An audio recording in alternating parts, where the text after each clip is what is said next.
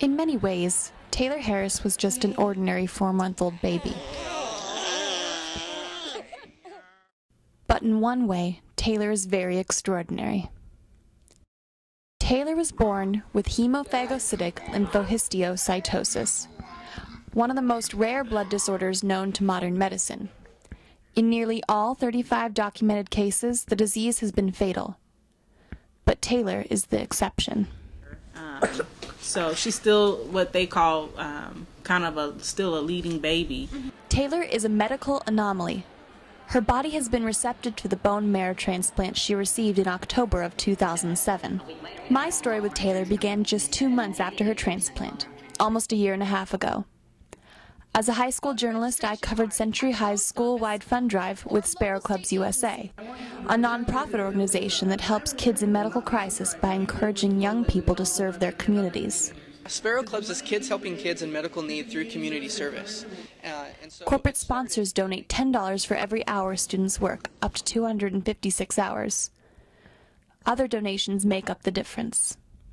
Lots of people have the illusion that students are very lazy, and this brings the entire school together, making us think and believe in our communities while also helping Taylor. Within minutes of meeting Taylor, Century students opened their wallets and their hearts. They donated $600 the first day and earned community service hours within minutes of the assembly's conclusion. In the short time from December to March of 2008, the school raised over $7,000 for Taylor through corporate-sponsored community service and the sale of Taylor t-shirts and bracelets. Considering the emotional support that Taylor and her family received immediately following the assembly itself, I'm not at all surprised with what we've done for that family. Taylor's story was picked up by Fox 12's Real Teen Reports. Within minutes of meeting little Taylor Harris. But no one could have predicted that Taylor's story would reach the hearts of inmates inside these walls, here at the Oregon State Penitentiary. John L. Smith is president of Uhuru Sasa, a black pride organization within the prison. He saw Taylor's story on Fox News. First thing I see is her little face, and I was hooked right then, the minute I saw that, So I sort of spreaded the word, that we was going to do something for baby Taylor. Smith mobilized his fellow club members to hold a fundraiser for Taylor inside the penitentiary.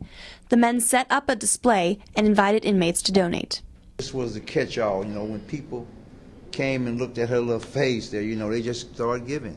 In one day, Uhuru Sasa raised $643. We don't make a whole lot around here, but when a guy step up and gives up $2 or $3, that means a lot.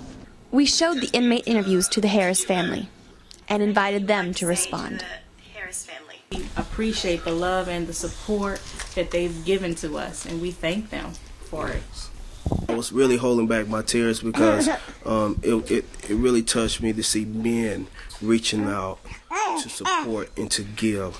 The Harris family obviously benefits from the inmates' generous gifts, but members of Uhuru Sasa say they experience benefits too. Dedicate my life to her, so I give me a good chance to give back, but what I did wrong. The inmates plan to expand their fundraising efforts beyond the prison. I done made preparations to get in touch with Oprah Winfrey, Ellen DeGeneres, Tyra Banks, all them people, and I'm talking about baby Taylor. It doesn't matter where you're at. It doesn't matter what you're going through, because it's not where you're from, it's where you're going. We are here to make a difference. If we can do it, you can do it too. And I'm going to be selling this story as long as we can until they put us in the ground, until we get results for young Taylor Harris. And that's what it's basically about. I mean, we've been through a lot here in this club, but as long as we're making a difference, the struggle is the reward.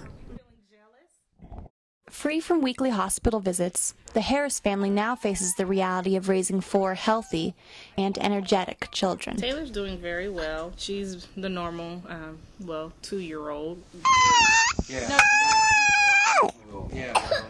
We had a chance to meet the men at Oregon State Penitentiary, which was another life-changing event. They call her their little niece, and so she has a whole bunch of uncles that, write to her, and we send pictures, and every once in a while we'll go back down just to let them know that she's doing okay. She's curious, the ringleader.